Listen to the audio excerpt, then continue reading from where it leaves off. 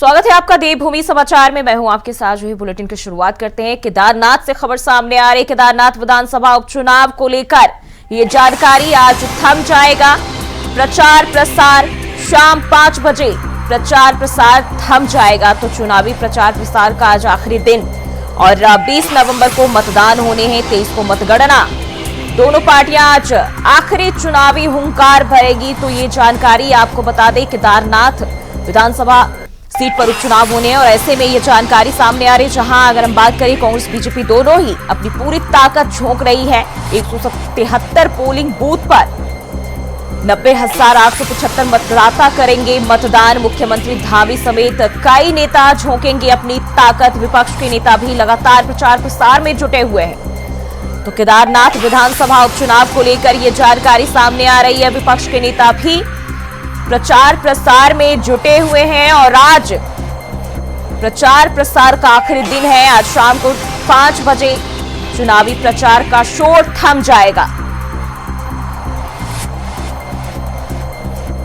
खासकर अगर हम बात करें तो कांग्रेस और बीजेपी के बीच कांटे की टक्कर। मुख्यमंत्री धामी समेत कई नेता इस दौरान अपनी ताकत झोंकते हुए नजर आएंगे।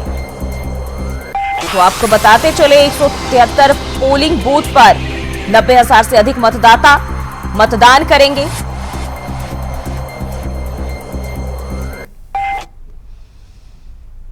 और केदारनाथ उपचुनाव में बीजेपी और कांग्रेस आमने सामने नजर आ रही है, जहां कांग्रेस बीजेपी पर कई तरह के आरोप लगा रही है, वहीं भाजपा भी समय समय पर कांग्रेस पर पलटवार कर रही है। हाल ही में कांग्रेस के पूर्व अध्यक्ष गणेश गोदियाल ने संगम में गंगाजल हाथ पर लेकर कई आरोप बीजेपी पर लगाए, जिसका पलटवार करते हुए बीजेपी के नेता और बद्री केदार समिति के अध्यक्ष अजिंदर अजय ने गणेश गोदियाल पर प्रहार किया और उन्होंने कहा कि गणेश गोदियाल हमारी पार्टी की चिंता ना करे, हमारी चिंता हमारी पार्टी करती है।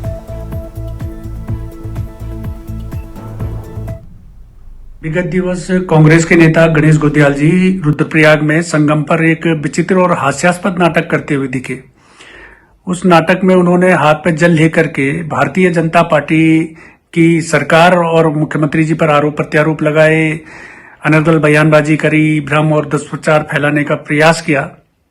एक राजनीतिक कार्यकर्ता होने के नाते, भारतीय जनता पार्टी का कार्यकर्ता होने के नाते और प्रदेश सरकार का अंग होने के नाते मेरे द्वारा गणेश गोदियाल जी के आरोपों को लेकर के उनके आरोपों को लेकर के जो तथ्य हैं, वास्तविकता है, जो उनका दुष्प्रचार है, गणेश गोदियाल जी ने किन परिस्थितियों में, किस परिप्रेक्ष्य में, किस मनोदशा के साथ में ये बयानबाजी करी, आरोप प्रत्यारोप किए, उसको लेकर के एक वक्तव्य जारी किया, बयान जारी किया गया था मीडिया के माध्यम से। गोदियाल जी मेरे वक्तव्य के पश्चात काफी विचलित नजर आ रहे हैं और उन्होंने अपने सोशल मीडिया प्लेटफॉर्म पर एक वीडियो संदेश जारी किया, एक पोस्ट की, जिसमें कि वो भाषा की मर्यादा को भी उल्लंघन करते हुए दिखे और उन्होंने मेरे वक्तव्य को मुख्यमंत्री की चाकरी जैसे शब्द का इस्तेमाल किया। मैं गणेश गोदियाल जी को अवगत कराना चाहूंगा कि भारतीय जनता पार्टी की डिक्शनरी में, भारतीय जनता पार्टी के शब्दकोश में चाकरी और परिक्रमा जैसे शब्द सम्मिलित नहीं है। ये कांग्रेस की परिपाटी है कि वहां वरिष्ठ नेताओं की चाकरी की जाती है, परिक्रमा की जाती है, तभी वहां पर पद प्रतिष्ठा प्राप्त होती है। और इसी खबर पर ज्यादा जानकारी के साथ धनराज गर्ग हमारे संवाददाता हमारे साथ जुड़ गया। धनराज, चुनाव में अब बहुत ही कम समय बच गया है। अगर हम बात करें तो 2 दिन का समय जो है अब उपचुनाव को होने में है, लेकिन अगर हम सियासी बयानबाजी की बात करें तो ये खत्म होने का नाम नहीं ले रही, लगातार वो बढ़ता ही जा रहा है। तो बिल्कुल दिन देखिए, जिस तरीके से चुनाव केदारनाथ के अंदर होना है और 20 तारीख को चुनाव होगा और 23 तारीख को उसका परिणाम भी आना है, लेकिन उससे पहले कहीं ना कहीं देखिएगा कि 2 दिन सिर्फ बचे हैं, लेकिन जो जुबानी जंग है बीजेपी और कांग्रेस के बीच सामने का नाम नहीं ले रही, क्योंकि लगातार आप देख रहे होंगे कि बीजेपी के नेता हो या फिर कांग्रेस के नेता हो, एक दूसरे पर आरोप प्रत्यारोप करते हुए नजर आ रहे हैं। क्योंकि हाल ही में आप देखेंगे कि जो कांग्रेस के नेता है गणेश गोयल पूर्व अध्यक्ष भी रहे हैं, उन्होंने कहना कि एक सवाल बीजेपी पर खड़ा किया था कि बीजेपी के जो नेता है अजेंद्र अजय, उनको वहां से टिकट नहीं दिया गया, जिसको लेकर अजेंद्र अजय ने उन पर भी हमला बोला है। उन्होंने कहा कि हमारी पार्टी हमारी चिंता करती है, आपको चिंता करने की आवश्यकता नहीं है। और जिस तरीके से देखा जाए कि जो सोने को लेकर कहने से लगातार बवाल केदारनाथ में उठता हुआ नजर आता है, उसको लेकर भी उन्होंने जवाब दिया है। उन्होंने कहा है कि गणेश गोयल पहले अपनी जानकारी पुख्ता कर ले कि उन्होंने मीडिया के माध्यम से कहीं न कहीं सभी को बताया था कि कितना सोना है और प्रत्येक सोने की कहीं न कहीं केदारनाथ की जो है सीसीटीवी के माध्यम से कहीं न कहीं निगरानी की जाती है, तो चोरी होने का कोई मामला ही नहीं उठता है। तो इसको लेकर कहना कहीं देखिएगा कि आपसी जो रंजिश कहा जा सकता है, या कहा जा सकता है कि आपसी घमासान जो हो रहा है वो लगातार जारी है। धनराज, आजकल कांग्रेस में भी देखते हैं हम हिंदुत्व का मोह कहीं ना कहीं बहुत ही ज्यादा उठने लगा है, और जिस तरीके से हम देखें संगम में गंगाजल हाथ पर लेकर जो है बीजेपी पर आरोप लगाए हैं, ये इसके पीछे की क्या कहानी है? बिल्कुल देखिए, जिस तरीके से कांग्रेस के जो नेता है गणेश गोयल, उन्होंने गंगा जल हाथ में लेकर कहीं ना कहीं बीजेपी पर आरोप लगाए हैं, और हिंदुत्व का कहीं ना कहीं देखेंगे जो राजनीति है वो कहीं ना कहीं करते हुए नजर आ रहे हैं। और वही बीजेपी की तरफ से कहीं ना कहीं इस आरोप लगाए गए हैं कि गणेश गोयल तुष्टीकरण की राजनीति कर रहे हैं, हिंदुत्व को दिखाकर कहीं ना कहीं वो अपना जो पिछले पाप है उनको धोना चाहते हैं। लेकिन जिस तरीके से देखा जाए कि लगातार जो घमासान है बीजेपी और कांग्रेस में वो लगातार देखने को मिल रहा है। और आज आखिरी दिन चुनाव प्रचार का है, यानी कि आज शाम 5 बजे केदारनाथ के अंदर जो चुनाव है उसको लेकर जो प्रचार प्रसार किया जा रहा है वो आज थम जाएगा, इसके बाद कोई प्रचार प्रसार नहीं किया जाएगा। और 20 तारीख को ये चुनाव होगा, 90,000 से भी अधिक जो मतदाता है वो कहीं ना कहीं एक विधायक की भूमिका को कहीं ना कहीं चयनित करेंगे। यानी कि अब देखने वाली बात होगी कि आखिर ये सीट कौन जीतता है, कि हालांकि बीजेपी हो या कांग्रेस हो, उनके बड़े बड़े दावे जरूर निकल कर सामने आ रहे हैं। दोनों ही पार्टियां कहीं ना कहीं जीत का दावा कर रही है। जहां कांग्रेस बीजेपी के मुख्यमंत्री पुष्कर सिंह धामी की नाक का सवाल बना हुआ है, क्योंकि उपचुनाव है केदारनाथ के अंदर, और इससे पहले भी 2 सीटें उपचुनाव की हार चुके हैं बीजेपी। लेकिन कांग्रेस का कहीं ना कहीं दमखम देखने को मिल रहा है कि कहीं ना कहीं कांग्रेस के नेता केदारनाथ के सियासी बयान की बात करें, क्या दिखाई दे रहा है? जो हवा है, सियासी हवा बह रही है, उसमें क्या लगता है जनता का क्या रुख अभी फिलहाल अगर हम बात करें, जिस तरीके से कांग्रेस और बीजेपी के बीच कांटे की टक्कर है और दोनों ही पार्टियां अपने अपने दावे करी, लेकिन जनता के मूड क्या कहते हैं? बिल्कुल जी, देखिए जिस तरीके से दोनों ही पार्टियां बड़े बड़े दावे जरूर कर रही है कि सीट वही जीतेंगे उपचुनाव की, लेकिन जनता की यदि माने तो जनता जनार्दन है। अब ये देखने वाली बात होगी कि जनता किस ओर अपना मत देती है और किसको चुनती है, क्योंकि दोनों ही पार्टी के जो विधायक के रूप में प्रत्याशी खड़े हैं, दोनों ही मजबूत कैंडिडेट है और दोनों ही कहीं ना कहीं आमने सामने की टक्कर देखने को मिल रही है। लेकिन जनता जनार्दन है, अब देखने वाली बात होगी कि जनता किसको अपना विधायक चुनती है। बिल्कुल, जिस तरीके से हम देखें अगर चुनावी तैयारियों की, तो पूरी तरह से शांतिपूर्ण जो माहौल है वो हो। इसके लिए अगर हम तैयारियों की बात करें, किस तरह की तैयारियां देखी जा रही, क्योंकि पहले भी हमने देखा जब उन दोनों सीटों पर हुई थी तो उस दौरान भी थोड़े विवाद बढ़े थे और वो विवाद भी काफी चर्चाओं में रहे, लेकिन इस बार किस तरह की तैयारियां केदारनाथ विधानसभा सीट की बात करें? बिल्कुल, देखिए जी, आपको बता दूं कि जो तैयारियां हैं वो पूरी कर ली गई हैं, चाहे निर्वाचन आयोग की तरफ से तैयारियां हो या फिर पार्टियों की तरफ से तैयारियां, तमाम तैयारियां कहीं ना कहीं निर्वाचन आयोग की तरफ से की गई है। और जिस तरह से देखा जाता है कि लगातार विवाद कहीं ना कहीं चुनाव के दौरान होता है, उसको देखते हुए कहीं ना कहीं सुरक्षा दृष्टि से सुरक्षा भी केदारनाथ की बढ़ा दी गई है, क्योंकि जो पुलिस प्रशासन है उसको भी मुस्तैद किया गया है और अलर्ट मोड पर रहने के निर्देश भी दिए गए हैं।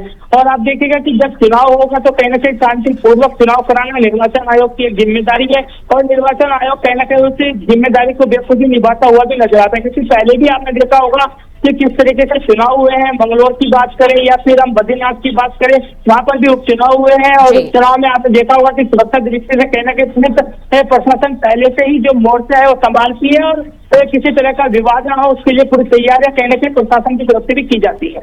बिल्कुल, अगर हम इस दौरान अगर हम देखें, कहीं ना कहीं पूरी तरह से सुरक्षा के जरूर इंतजामात किए गए हैं, लेकिन अगर आज हम चुनाव प्रचार की बात करते हैं, क्योंकि आखिरी दिन है, आज किस तरह का दमखम चुनावी पार्टियां भरती हुई नजर आएंगी?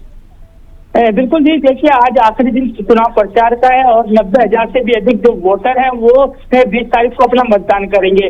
लेकिन आज आखिरी दिन है तो कहीं ना कहीं दोनों ही पार्टियां कहीं ना कहीं अपना दमखम आज आखिरी दिन दिखाने वाले हैं। दोनों ही पार्टियों की जो नेता है, बड़े बड़े नेता हैं, वो आज केदारनाथ में जुटे होंगे और तमाम प्रचार प्रसार करते हुए नजर आएंगे।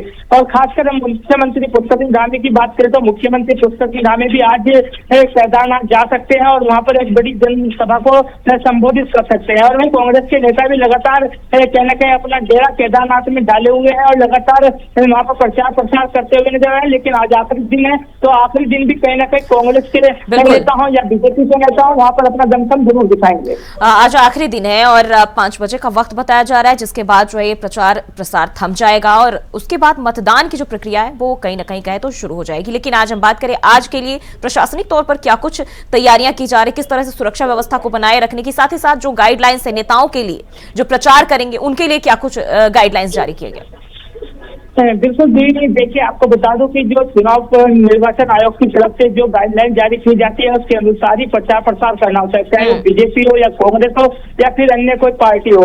और कहीं ना कहीं जो निर्वाचन आयोग के नियम है उनका पालन करना अत्यावश्यक होता है। यदि वो पालन नहीं करते हैं तो कहीं ना कहीं पार्टियों पर और प्रत्याशियों पर कार्रवाई भी की जाती है। लेकिन मैं देखिएगा कि आज आखिरी दिन है तो प्रशासन भी मुस्तैद है, कहीं किसी तरह का कोई विवाद ना हो, क्योंकि जब भी प्रचार पे निकलते हैं देखते हैं कि आमने सामने जो पार्टियां होती हैं कहीं ना कहीं विवाद उत्पन्न हो जाता है और उससे जो ऐसा विवाद उत्पन्न ना हो उसके लिए प्रशासन को भी अलर्ट मोड पर रखा गया है।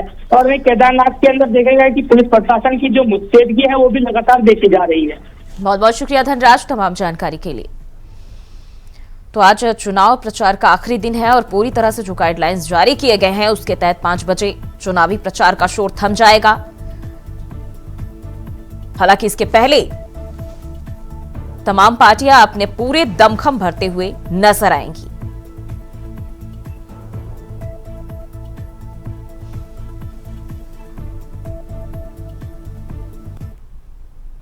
और रुकते हैं एक छोटे से ब्रेक के लिए, फौरन हाजिर होते हैं। और ब्रेक के बाद फिर से स्वागत है आपका। बढ़ते खबरों की ओर। उत्तराखंड में निकाय चुनाव न कराने को लेकर विपक्ष के आरोपों के बीच राज्य के शहरी विकास मंत्री डॉक्टर प्रेमचंद अग्रवाल ने दावा किया है कि किसी भी स्थिति में इस साल के दिसंबर महीने में निकाय चुनाव होंगे। उन्होंने कहा कि निकाय चुनाव में आरक्षण की स्थिति तय होते ही सरकार निकाय चुनाव का कार्यक्रम जारी करेगी। दिसंबर महीने में निकाय चुनाव होंगे, इसके लिए सरकार तैयारी कर रही है। आपको बता दें कि पिछले साल दिसंबर 2023 में प्रदेश की करीब 100 नगर निकायों का 5 साल का कार्यकाल समाप्त हो गया था, लेकिन अब तक निकाय चुनाव न कराने को लेकर विपक्ष लगातार सवाल खड़े कर रहा है।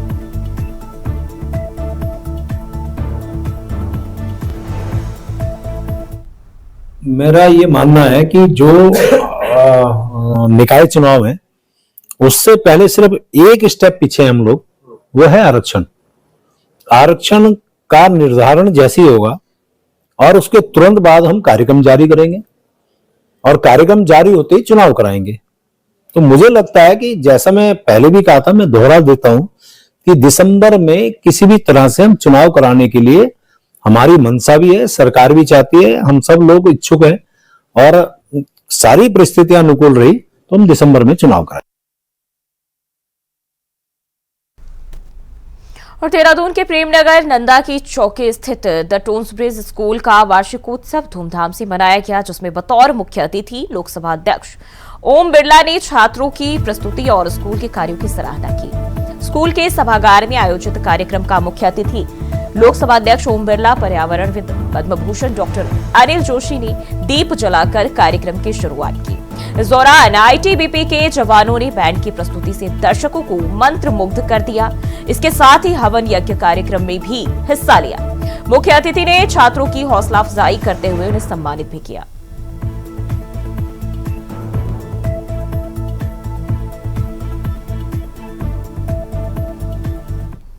इंटरनेशनल पर खेलों में अपना नेतृत्व दे रहे हैं, चाहे कला हो, खेल हो, संगीत हो, आध्यात्मिक हो, हर क्षेत्र के अंदर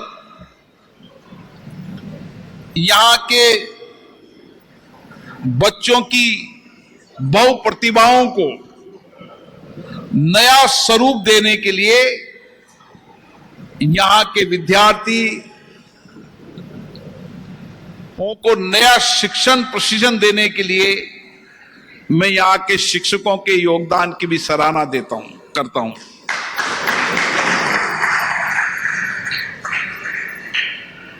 और मेरा मानना है कि जो अवस्था पढ़ने की अभी है उसमें हम जीवन को अनुशासन, कला, खेल, आध्यात्मिक संस्कृति, संस्कार जितने बेहतर देंगे उतना ही बेहतर भविष्य उनका होगा, उतनी ही बेहतर भविष्य की चुनौतियों से लड़ने की क्षमता उनमें होगी और हर चुनौतियों को अवसर में बदलने की क्षमता उनके विद्यार्थी जीवन से उसमें आएगी। और इसीलिए आज इसकी आवश्यकता है कि विद्यालयों के अंदर ऐसी शिक्षण और संस्कार दिए जाए ताकि आने वाली हमारी पीढ़ी जो दुनिया में 21वीं शताब्दी भारत की है, उस 21वीं शताब्दी के सपनों को हमारी ये पीढ़ी तैयार करेगी, पीढ़ी बनाएगी। और श्रद्धालुओं के जय बद्री विशाल के उद्घोष के साथ रात 9:07 पर शीतकाल के लिए बद्रीनाथ मंदिर के कपाट बंद कर दिए गए। गंगोत्री, यमुनोत्री और केदारनाथ धाम के कपाट पहले ही बंद हो चुके हैं। बद्रीनाथ धाम के कपाट बंद होने के साथ ही इस साल के लिए 4 धाम यात्रा का संपन्न हो चुका है और बद्रीनाथ धाम के कपाट बंद होने के मौके पर बद्रीनाथ मंदिर को 15 क्विंटल गेंदों के फूलों से सजाया गया। बद्रीनाथ धाम के सिंहद्वार परिसर में गढ़वाल स्काउट के बैंड की भक्तिमय धुनों से संपूर्ण बद्रीनाथ धाम गुंजायमान हुआ। बद्रीनाथ धाम में जय बद्री विशाल के उद्घोष से गूंज उठा। बद्रीनाथ के कपाट बंद होने के साथ ही इस साल की 4 धाम यात्रा का भी समापन हो गया है। माननीय मुख्यमंत्री जी द्वारा जो त्वरित राहत और बचाव के कार्य किए गए, पुनर्स्थापना के लिए जो प्रयास किए गए, उसके कारण से समय पर ही यात्रा को सुचारू कर दिया गया और प्रदेश सरकार द्वारा जो भी यात्री श्रद्धालु हमारे धामों में आए हैं उनके यात्रा मंगलमयी हो, सुखद हो, सरल हो, सुगम हो, इसके लिए निरंतर प्रयास किए गए।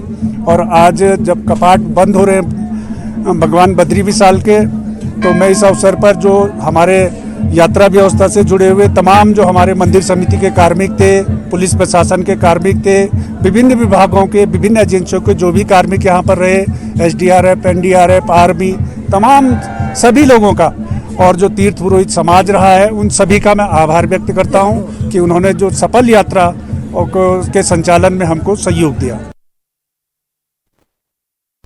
और देहरादून में हुए भीषण सड़क हादसे में 6 युवाओं की मौत के बाद ऐसे हादसे दोबारा ना हो, इसके लिए देहरादून की मित्र पुलिस युवाओं के लिए जन जागरूकता अभियान चला रही है। इस बात पर देहरादून के SP सिटी प्रमोद कुमार ने कहा कि कॉलेजों में अभियान चलाकर हम युवाओं से अपील कर रहे हैं कि वह अपने वाहन को उतनी ही रफ्तार से चलाएं जितने में वह नियंत्रित कर सकते हैं। इसके साथ ही उन्होंने कहा कि हमने युवाओं से निवेदन किया है शराब पीकर गाड़ी ना चलाएं ताकि रास्ते पर चल रहे अन्य लोग भी सुरक्षित रह सकें।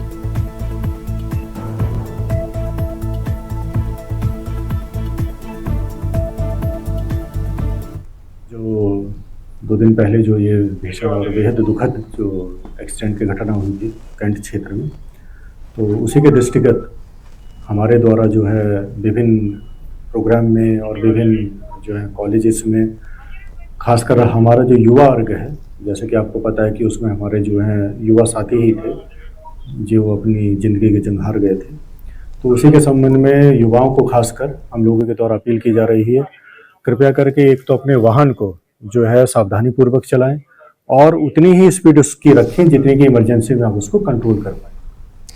रुड़की के लक्सर खानपुर हाईवे पर ब्राह्मणवाला पुलिया के पास खनन सामग्री से लदे डंपर द्वारा भैंसा बुग्गी को पीछे से टक्कर मारते जाने से पोपी नाम के किसान की मौत हो गई। साथ ही 2 अन्य लोग घायल भी हो गए, जिसके बाद ग्रामीणों का गुस्सा फूट पड़ा और आसपास के ग्रामीणों ने सैकड़ों की संख्या में इकट्ठा होकर अवैध खनन और ओवरलोड वाहनों के खिलाफ कार्रवाई के साथ ही मृतक के परिवार को आर्थिक सहायता दिए जाने की मांग को लेकर हाईवे जाम कर दिया और पुलिस प्रशासन के खिलाफ नारेबाजी की। घंटों चले हंगामा प्रदर्शन के बाद मृतक के परिवार को 25 लाख की सरकारी सहायता, घायल को 10 लाख और अन्य घायलों को सहायता राशि दिए जाने के आश्वासन पर ग्रामीणों ने जाम खोला।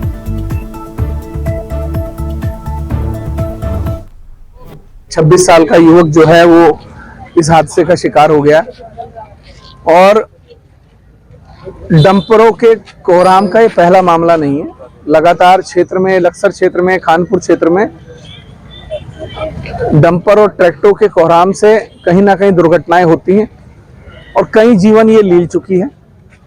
मेरा ये मानना है कि लोग स्वयं जागरूक हों। जिस तरह पहले हमने गाड़ियों की चाबियां निकलवाई थी, इसी तरीके से चाबियां निकालिए और गाड़ियों को खड़ा कर दीजिए साइड में। पुलिस प्रशासन को बुलाइए, नहीं कोई आता मुझे फोन करिए, हम आपके साथ हैं। प्रदेश भर में पुलिस सत्यापन अभियान तेज करती जा रही है। हरिद्वार में पुलिस ने सत्यापन अभियान चलाया। संदिग्धों की जानकारी निकालने के लिए सुबह से ही शहर से लेकर देहात तक सत्यापन अभियान चल रहा है और इस दौरान हरिद्वार पुलिस ने सभी मकान मालिकों को किराएदारों का सत्यापन कराने के निर्देश दिए हैं।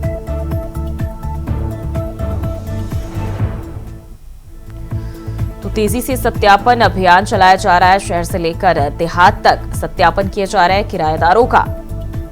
हरिद्वार से ये जानकारी मकान मालिकों को पुलिस की ओर से निर्देश भी दिए जा रहे हैं।